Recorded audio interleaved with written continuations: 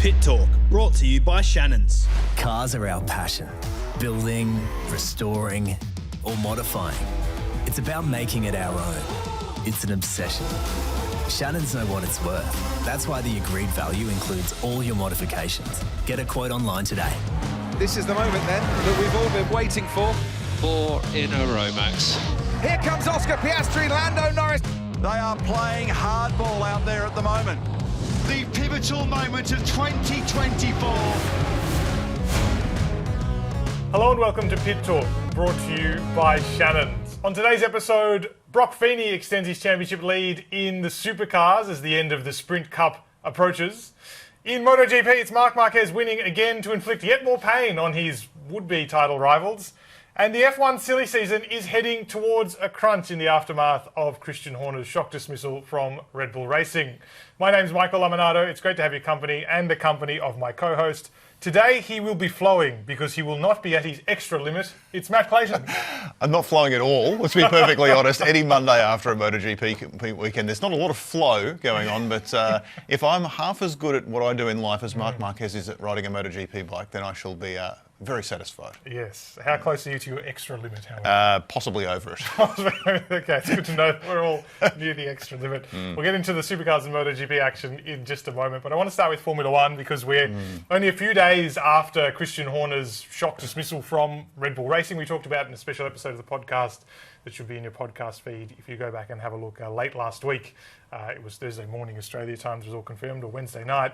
And the repercussions of that have been really interesting because, like we said last week, it has been a surprise to pretty much everybody except the very inner sanctum of Red Bull, we can only assume, unless he was sacked by accident, which seems unlikely.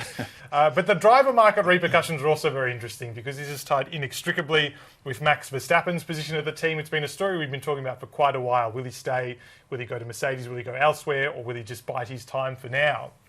That has knock-on effects for the rest of the driver market. I want to start there before we look at some of the looser ends of the driver market, because if he's tied with George Russell, that obviously puts George Russell, as he's expressed, in a pretty unusual position, whether or not he gets a contract, because it seems to be looming over him. Well, it is funny too, because George Russell should have all the bargaining power right now, because he's been so good this year. And yet we feel that we're waiting. He's just constantly waiting. We're at the halfway point now. He's done everything he needs to do to justify a pretty decent pay rise, I would have thought, and some tenure wherever he wants it. But you're in this limbo position because there's the speculation on what Max Verstappen will do. Look, the Christian Horner as ex-Red Bull team principal thing, when you said that before, that's still jarring. I'm still taking some time to process that. But I think one of the things that happened last week, I'm more convinced now that Verstappen stays. But for next year, and we did touch on this a little bit in the podcast last week, I think he will want to have an inside look at where the competitive order is as we go into this new rule reset for 2026, and then maybe read things from there. So I think this probably increases the chances of him staying, but maybe only for the shorter term. So I would imagine that he will be at Red Bull and Russell will be at Mercedes for next year. But then what happens after that? We know with these big rule changes, we've lived this several times, the competitive order can be completely turned on its head overnight. And the one I keep thinking about is 2013 into 14, where at the end of 2013, it never looked like any other team than Red Bull was ever going to win a Grand Prix. And then we got to Melbourne in 2014 and Daniel Ricciardo got disqualified, and let's not talk about that. But that season, Red Bull went from a championship winning force, winning 4 championships in a row, to barely being able to win a race, lucked into a couple when the Mercedes guys tripped themselves over a couple of times. These things can change very, very rapidly. And I think Verstappen is going to have a look at where this sits maybe early next year. So I think this sort of driver market merry-go-round, it might have pressed pause on it at the top end of the grid for the short term, but I can see it really firing up next year. If you get a 6 or 8 race sample size next year and somebody, we don't know who that somebody is, has stolen a really big march with this early stage of the rule reset, that's, I think, where Verstappen becomes a player, because every team boss is taking the call. If you look at the caller ID, it's Max Verstappen on the line. Sorry, we're happy with our 2 drivers. Thanks for asking. You're taking that call. He's got the pick of what he wants. Where will he want to go? That's the thing we don't know. Yes, and I think there's a difference as well. You know, the 13-14 analogy is interesting. Because, just like potentially next year was engines that tripped up Red Bull Racing completely. More than the chassis. And that's the big question mark for Red Bull. Is that power unit, their first in-house one, albeit with some Ford collaboration, is it any good? That's the number one question. And no one knows, because it's so difficult to try and even speculate over relative competitiveness, because the engines only exist on test benches at the moment. But the other element of it that I think is interesting is if you would compare Sebastian Vettel, who did move after that first year of regulations. Yes. He was, I don't want to say in decline because it's probably not fair, and he still performed well at Ferrari, but he was being beaten by Daniel Ricciardo that year. Correct. No one's beating Max Verstappen at the moment, which means his stocks will remain as high next year as they have been now. Whereas if there was this additional competition, maybe you'd say he'd be more motivated to take a leap of faith. There's no need for that now because he's going to still be the 4-time world champion next year. He won't be a 5-time world champion. I'm pretty confident of that. Yeah. But everyone is still going to be answering that call. The George Russell element I think is interesting, and then I want to go to the Mercedes reserve driver Valtteri Bottas because if he were to be displaced, whether next year or the year after, it's not obvious where he would go because he should be at his ideal place. The Red Bull Racing idea of a straight swap is kind of interesting because without Christian Horner there, suddenly, to my mind, maybe that's possible. Becomes more possible, yes. Yeah, but there's also this rumour that Aston Martin could be his ultimate destination. Aston Martin's obviously very ambitious, spending a lot of money. They have Adrian Newey now. They have Honda Works Power.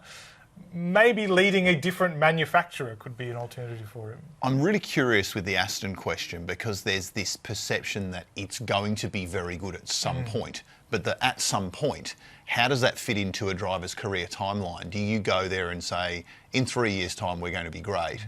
Or do you need to go there and get an instant return from that? And I think that's going to be really interesting as to who really wants to go there. There's just this expectation that it is going to work. They don't lack for resource, they don't lack for ambition, they don't lack for budget, let's be perfectly honest.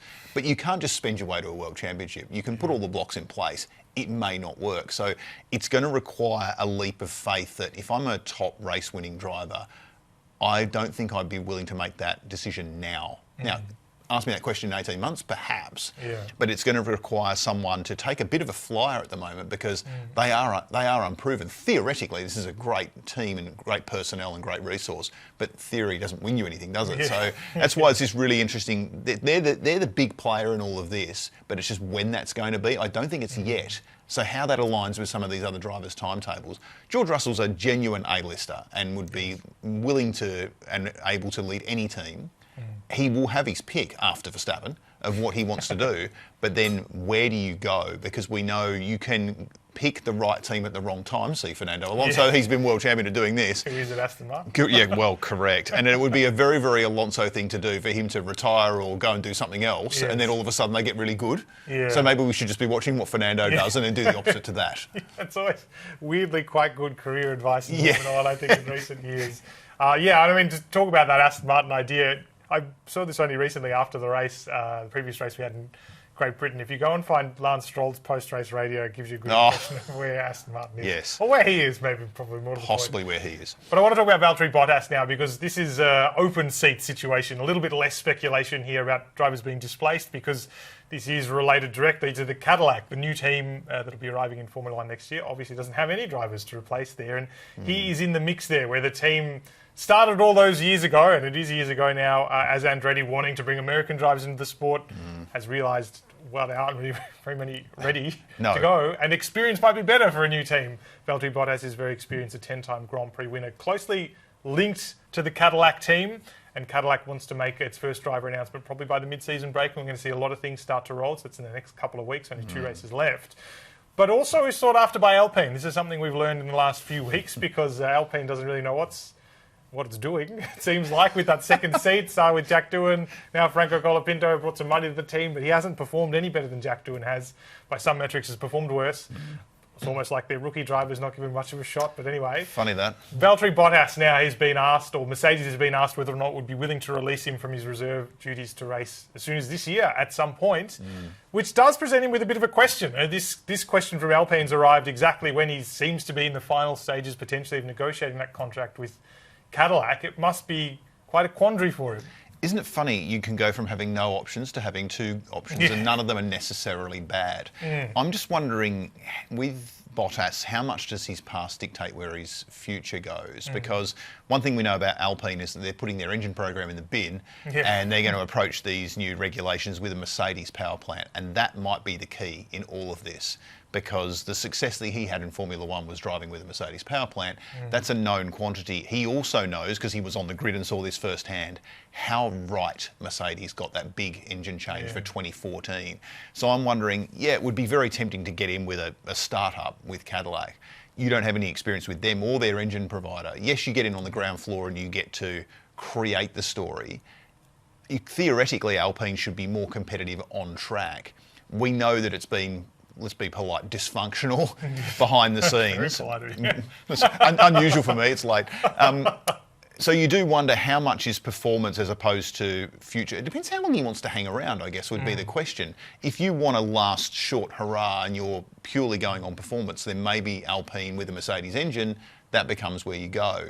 But if you want to build something and be at ground zero for a brand new startup, which has got to be attractive in a lot of respects, then you can see the merits of Cadillac. But what's really interesting to me is if you're a team principal of Alpine or Cadillac, who do you want? Because it's not just about the driving and there's a commercial aspect to this. We know that Sergio Perez wants to get back on the grid. Is he more attractive from a commercial point of view, given that the market that they're in? It's an interesting conundrum for the teams as much as it is for Bottas. I feel that Bottas has the whip hand in terms of he can choose, I think, where he wants to be. But what do the teams want? And is it purely about performance on the stopwatch, given that we don't know who the second car is going to be driven by? Yeah, it's a good question because they both, and this goes a little bit back to the Alpine perspective of, I joke they don't really know what they want or what's going on with the second seat. Was that a joke? Yeah, well, I mean, it wasn't really actually turned out, but it is funny.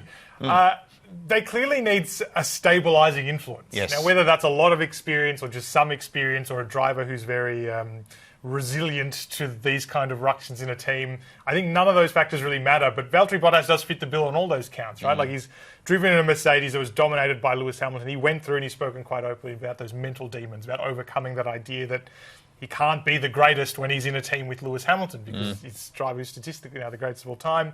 So he's been through there, he's done that. He has won 10 Grand Prix. In relation to Lewis Hamilton, qualified really well. He has a really good qualifying record against the most prolific pole getter of all time. So kind of fits the bill on all of those, and then he's very experienced and has kept his hand in it by being the Mercedes reserve driver. So he's also very involved in the sport. But all of those criteria are very important to Cadillac all at the same time in a way where Alpine kind of would be happy probably to take any of those. Yes. Because Cadillac has no experience, doesn't have a car at the moment, doesn't have any drivers at the moment, doesn't know what it's in for next year, doesn't know whether the car's just going to be last or might have like a Haas-esque debut where it's kind of, all right, sort of not that bad, sort of doing okay.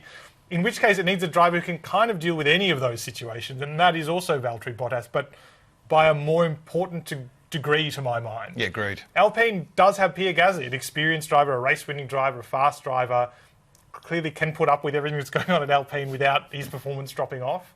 Had quite a good weekend last time out, or the last couple of races. So they don't need that driver as much, I think. I agree. So if you're Cadillac, I suspect you're probably putting a slightly bigger number on the table now. Great move by Valtteri Bottas, perhaps, to put his name out there at Alpine, if that's what he did. Yes. This is all broken nicely for Valtteri Bottas because I think the decimal place might have just moved in the offer that he's going to be asking for. So all good news for him. But your point on Gasly is very well made. I don't think the driver mix at Alpine is necessarily the problem here. If they had just given Jack Doohan the whole season, or if they'd given Franco Colapinto the whole season, or if they'd given anyone some stability and a chance to grow, because you've got Gasly, who's very experienced and he's won a race and he's always good for a podium when you don't expect it. There's your leader and your shining light. There's an opportunity there for them to bring another less experienced driver through if they just give them time. And that's the key sentence. So I think Bottas is probably more needed at Cadillac than he is at Alpine. But it depends whether Bottas wants short-term performance, which he's probably going to get with Alpine, only because Cadillac is an unknown because it is a startup. Yeah, but I think and perhaps we've talked about this before, but anything good that happens at Cadillac, if he were to go there, he can claim a little bit of. Absolutely. Whereas at Alpine, there'll be a little bit of extra expectation because the team's established, even if it's going to be starting with quite a low base, last in the Constructors' Championship. And any time he's beaten by Gasly, that's going to look a little bit bad for him. Not really bad because, Gasly's always a very good driver, but it's just going to be, reputationally, it is the last roll of the dice at building some kind of legacy that isn't just being the second best driver at Mercedes, to be frank. Alpine's riskier in that sense, even though you might get a podium somewhere, or you're more likely to. Whereas at Cadillac, first point score. regardless of whether or not he gets it, he'll have developed that car, and he'll probably be the one that gets it, and then maybe he'll get the first podium or whatever. First Q3, first podium. He'll be there for eternity in their history books as the guy that was at base camp who achieved the first success the team had, assuming it has some. Yeah. And I think that's as a legacy play. You get a nice company car too, I guess. Oh, I bet. And like first driver for a General Motors team in Formula One's a massive big deal. So for me, I'd say that's winning, but if the prospect is getting an Alpine this season, you never know. Racing drivers love to race, so maybe there's an element there.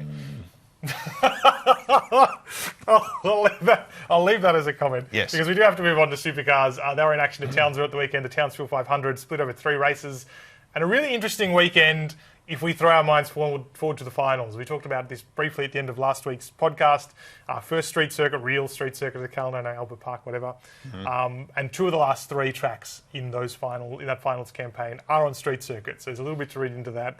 But before we talk about that, I want to talk about some of the raw performance elements. This was an extended intro into interested versus expert versus interested. We still haven't got a sting for interested versus expert or a T-shirt or something. But no, last week you did say, look, this shapes as being a Broc Feeney weekend. And that is literally the sum total of my notes. This shapes as a Broc Feeney weekend. It was a Broc Feeney weekend. But what's interesting is that, we were talking about this before, wasn't the fact that he was winning. The gap to his teammate is probably bigger than we were thinking. Now, we know he's very good on street circuits, but I was a little bit surprised by the level of dominance, not the fact that he was dominant. Yeah, and this is something that's just been now the story of all year. And for me, it's obviously been growing that as a narrative for a while. And Brown's probably just coming out of, the reigning champion, Will Brown's just coming out of this really fallow patch the last couple of rounds, and Darwin Feeney always dominates there as well. Yes. So there's sort of no competition there.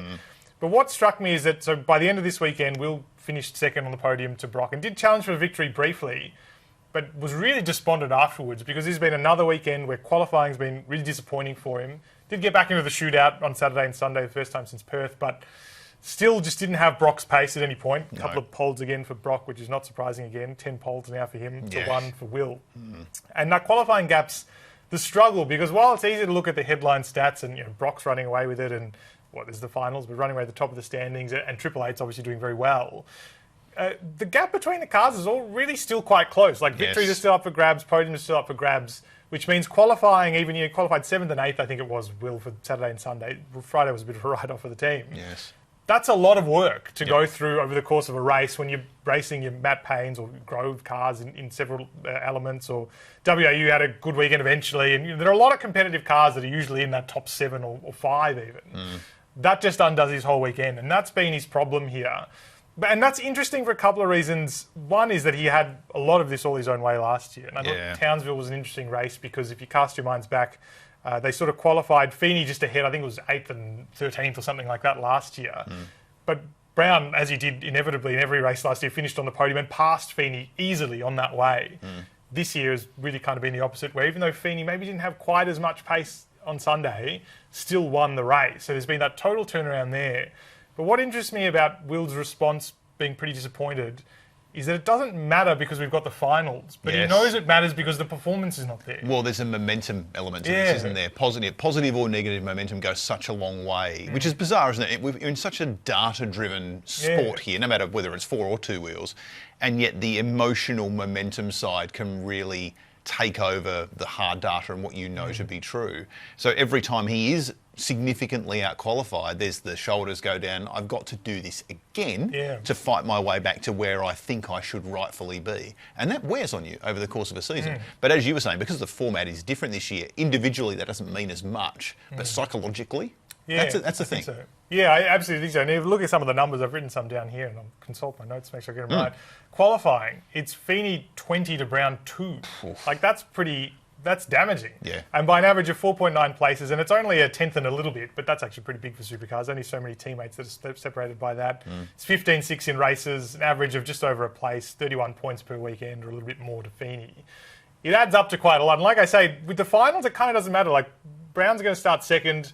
It means the points gap when they reset is not going to be massive. No, that's right. But he hasn't been able to generate, like you say, that momentum. And while we've still got 3 races till the finals, 2 of them are enduros, and they're kind of a little bit they're a bit wacky. It's harder More of to a lottery. generate that kind of individual momentum. Yes. Even if you're the one having great qualifying, because it's just not quite the same. So to change that, it's not even about changing the narrative. It is literally for himself generating that momentum.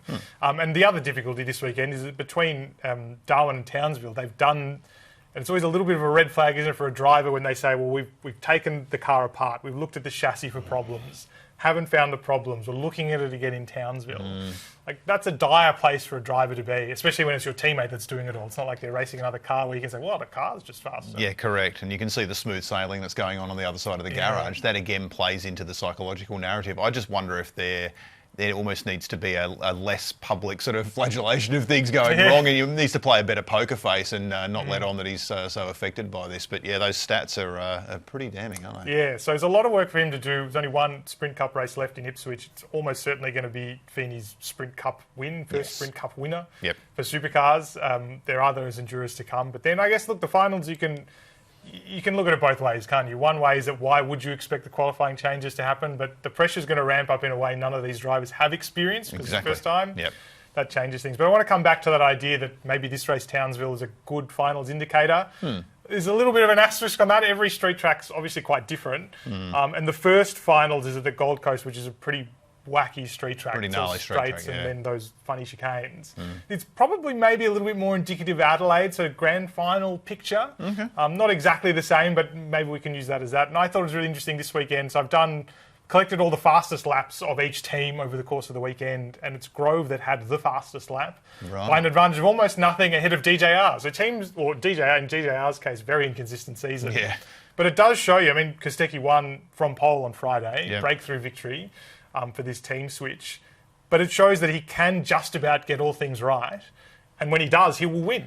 Which will be so interesting when you get to the pointy end of the season because... when it's knockouts. Well, and he'll have an influence in how this... Even if he may not win it himself, he's going to influence who might.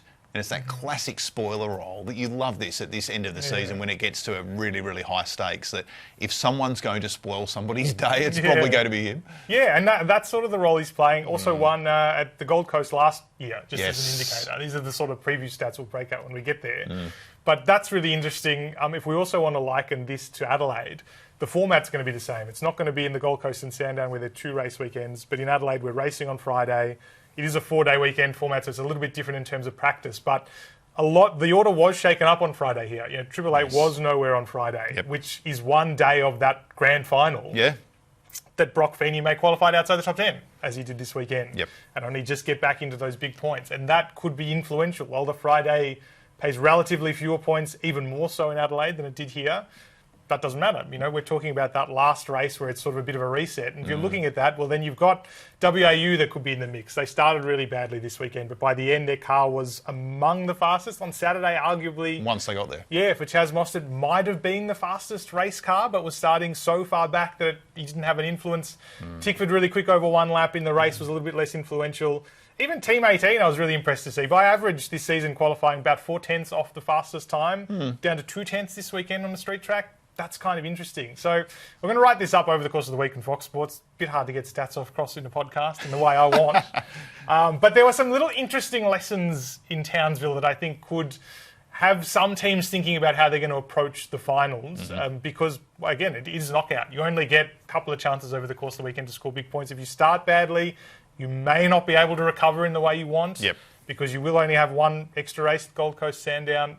It's going to be interesting. We're getting to that point where we can think about it now. I do enjoy you road testing feature story ideas on the podcast to convince yourself that it's something that you want to write. And the more I nod at you, I'll write it for you and me and anyone else that would like to read it. But no, go ahead. I'm looking forward to read this one now. Very good. Well, that's you can read about it later on the Fox Sports website. But tell me a little bit about MotoGP. Actually, before we do that, why don't we do Move of the Week? Oh, go on. Shannons. And I'm going to go back to something we've already talked about with Broc Feeney. And I know sometimes we've taken Move of the Week to mean our own things. I'm going to say defensive Move of the Week, defensive drive of the week even. Because it was on Sunday where he had the win just about sewn up, but Will Brown came on really strong in that last stint. Uncomfortable, wasn't it? It was uncomfortable. And for a while, this is uncomfortable as well because he had the pace to have potentially undercut Feeney, but the team doesn't allow that kind of thing when it's teammates. You've got to sort of do it on the road, which is fair enough, and he took that as a fair cop. But I thought, to go back to the idea that last year in Townsville, Brown kind of ran rings around Feeney, at least on the Saturday race. I think on Sunday race was a little bit different. And sort of asserted that dominance that ended up winning him the title, that consistency, dependability. It's really flipped around this year. And I couldn't help but feel that Sunday result was important, because if Brown ended the very end of Sunday as the faster car, still couldn't deliver the victory. Another victory for Feeney, extend his championship lead. You know, it was enough for Brown to hold on to second. We were only just ahead of Matt Payne. I just felt that was a really important defensive move. No, agreed. So the wins that you get sometimes when you're not the fastest, and we see this in all levels of sport, you know, they are worth more than the points that you get for them. Yes. Because of your ability to not squander an advantage you have against a faster opponent. I think it's pretty significant. Yeah, I think so. So it's going to be my defensive move of the week for Broc Feeney. I'm going to go more attacking, given you've taken the defensive side of things. MotoGP at Sachsenring in the sprint race, and we have only ever had, if you can believe this, one wet sprint race before last Saturday at Sachsenring. There's been one in 3 years before last Saturday at Sachsenring, which is bizarre to think. And Marc Marquez and Sachsenring, we know how that normally ends, but he messed up the first corner. So he was fifth after the first lap. And it's interesting because he was saying the whole way through the weekend, I will not risk. He's got a big championship lead. The thing I loved about what he did in this race is he eventually got himself back to second place with about 5 laps to go. And Marco Bezzecchi on the Aprilia is 2 and a bit seconds up the road. The sensible thing to do would be, all right, there's only 3 points difference between first and second in a sprint race. I'm just going to take my points and go home. I've got a pretty significant lead. But he's fighting with his instincts. If there's something to win, Mark can't help himself. It could literally just be a game of Scrabble. Like, he wants to just demolish everybody. And he did 1 lap and went, oh, I took 4/10 off him on that lap. And he's like, all right, let's go. And then so you end up with the last 2 laps where Marquez is closing in at such a rapid rate, and it wasn't a question of whether Marquez was faster, it was whether he was going to run out of time or not. And of course, we get to the first corner of the very, very last lap, and move of the week, Mark just absolutely sends it on Marco Bezzecchi, and then goes and wins by nearly a second on the last lap by keeping the hammer down. And I love the fact, the move of the week for me is that he knows he shouldn't have been doing it. His team had said, play it carefully. He knows everyone's looking at him saying, you better not make a mistake here.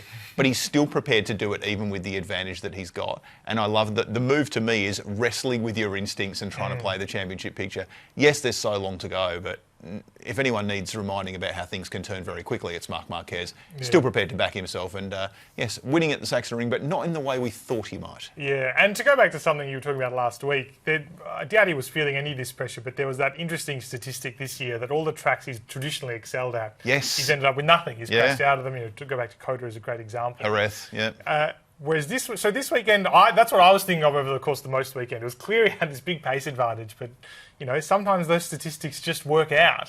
And so taking a big risk in the sprint, okay, the sprint doesn't count the Grand Prix for the sake of that stat, but nonetheless, how much was he willing to play with that? But, you know, to quote him, he wasn't even at his extra limit, so he felt comfortable doing it. Indeed, yes. He had other limits he could reach, didn't need them. Yes, exactly. Well, let's go on to the German Grand Prix in MotoGP. The headline takeaway, I guess, was that Marc Marquez wins again, quite comfortably in the end. Is it as simple as this? You go to the Sachsenring and you turn left and he's just going to win it? More or less. I think, you know, he's won 9 Premier Class races at this track now. He's won 12 World Championship Grand Prix, if you go back to his 125 and Moto2 days. He's basically been unbeatable there since 2010, which is wild when you think about it. But if you gave Mark a blank sheet of paper and a pen and said, design what your ideal circuit would look like, the Sachsenring, I'm glad it's on the calendar. You wouldn't want more than 1 or 2 real outlier circuits like this. It's such a bizarre racetrack in that it's 13 corners and 10 of them go left. And so it's just climbing and going left on itself the entire time, which is great for a visual podcast here. I'm drawing circles. But with his dirt track background and how good he is in left-handed corners relative to how he is in right-handed corners now because of all of the surgeries on that right arm, it becomes a case of who's going to finish second. And they all go into the weekend knowing that. But watching him play with the bike in those left-handed turns where you're very rarely stood up straight on this track, you're constantly leaning over, and watching him just hit the same lines, it's a combination of being metronomically perfect, but also just willing to risk more than anybody else. And Fabio Di Giannantonio talked about this in the Grand Prix on Sunday. he sort of emerged out of a big battle pack to sit second and was really competitive, did you, for the whole entire race. And he said he was just watching Marc and he couldn't believe that he wasn't even half a metre offline. He was braking at the same point every time. He said it was actually quite mesmerising watching how much of a zone he is. It's a hard track. I mean, yes, it's a bit small for MotoGP bikes and they certainly don't stretch their legs there. There's a lot of jeopardy at this track. And so to just be constantly on it, left, all the way through, incredibly impressive. So not surprising in the slightest, but it doesn't get any less impressive watching him ride a MotoGP bike around there.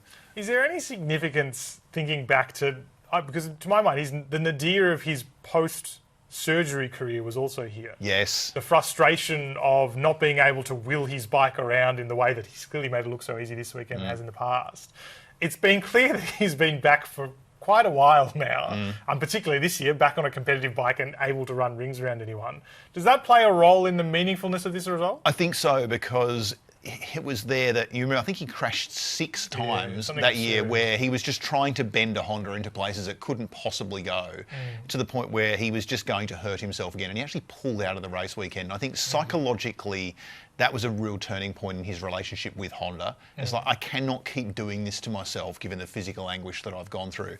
There was that race, and then there was the race in Australia when he finished on the podium where he said, I realised that it's not me anymore, it's the bike. It's the bike that's holding me back. And that set in chain this whole series of events that's now got him to the best bike on the grid.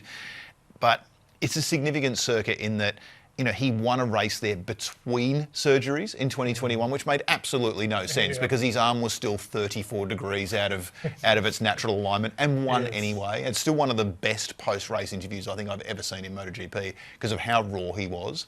And Matt Burt was doing the interview and didn't over-ask the question. It's like, what's going through your head right now? And you could see Marc's eyes just spinning, like trying to get the emotions of what this meant into words, which is a rare sign of Marc letting his guard down. Doesn't often do that.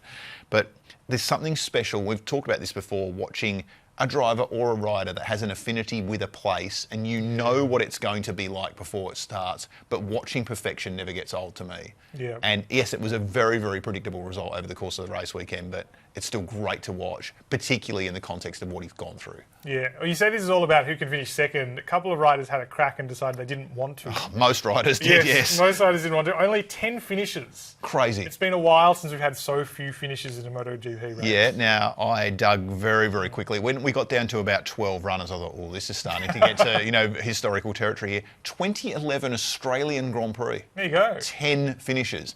Casey Stoner won that race, won the World Championship. And so it was a bizarre race in that we had a very limited grid to start with. We only had 18 starters on Sunday because we'd had Franco Morbidelli and Maverick Vinales injure themselves during the weekend. We had Somkjat Chandra, who wasn't there, who had a training accident, and Aya Bastianini didn't travel because he had appendicitis. So the whole exactly. So the Tech 3 KTM had no bikes on track from Saturday morning. They could have just packed up and gone early to Brno. But when you had this bizarre situation where it rained all day Saturday, all Saturday night, Sunday the sun was out, but the track had absolutely no rubber on it, and no one had done any real long runs in the dry. So you had a dry track with no rubber laid down, and the wind had flipped. So it was a tailwind going into turn 1 at Saxon Ring, which, as you know, is downhill and off camber.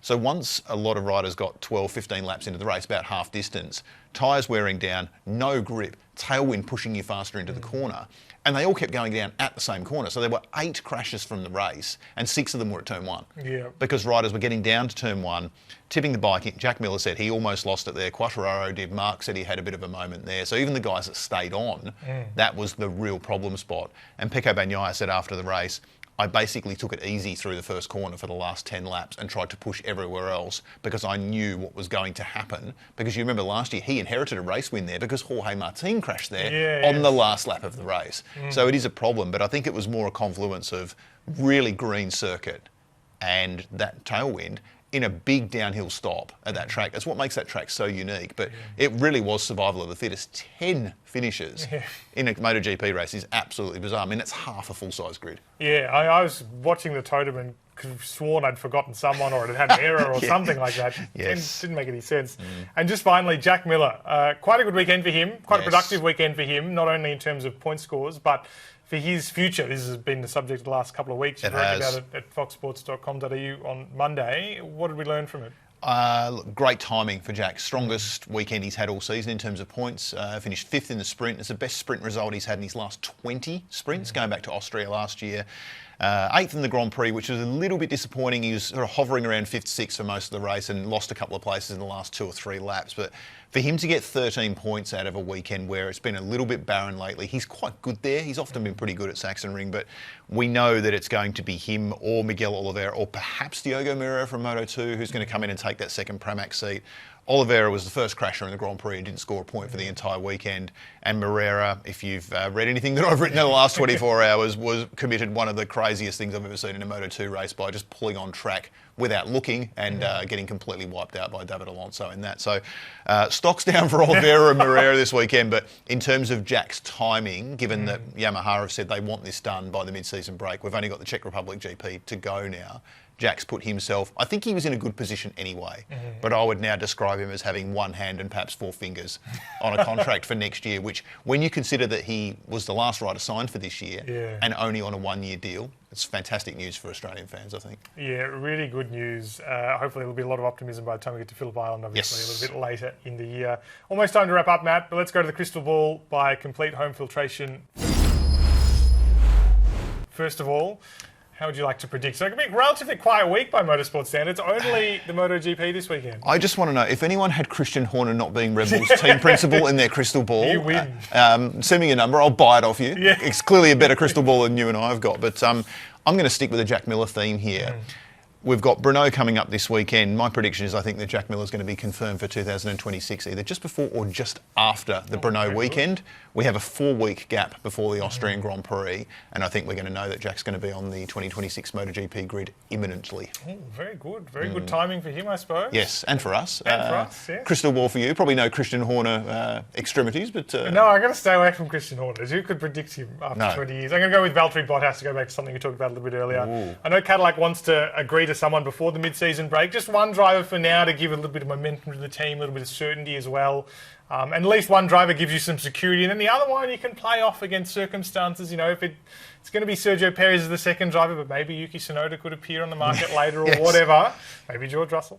But I think it's going to be Valtteri Bottas first. I think, as we sort of discussed, for me, Cadillac makes the most sense, more than Alpine, unless Alpine was strictly speaking second half of the year, and then you get to go to Cadillac later, which seems a little bit much, but you never know. But I think it's going to be Valtteri Bottas at Cadillac. I think it's a good first choice driver for a new team like Cadillac. I think it's a good place for him to go and write the last chapter of his career. And it can be a long one, it's not like he's that old. And Fernando Alonso certainly pushing the age ceiling up, as is Lewis Hamilton. So it could be quite a long last chapter of his career, but I think it would be a really important one, one that would last for him. And I think that of the drivers they have available to them, he's certainly the best choice. I like it for him, and I think I especially like it for Cadillac. I think it gives them a level of credibility that's really hard when you're a startup. No matter what the name says above the door, no matter the financial support you've got behind you, that gives you instant credibility. A guy who's won a lot of races and has gone head-to-head, at least over one lap with Lewis Hamilton, it's a pretty good starting point. Yeah, I think so. And great for social media content if you follow him on social media. But that's all the time we have for Pit Talk today. You can subscribe to Pit Talk Review, get your favourite podcast, and leave us a rating and a review as well. This weekend, it's just the Czech Motorcycle Grand Prix. It gets all of your attention. Lights out are at 10 p.m. as usual on Sunday. And you can keep up to date with the latest MotoGP, Supercars and Formula One news at foxsports.com.au. Until next week, from Matt Clayton and me, Michael Laminato, thanks very much for your company, and we'll see you then.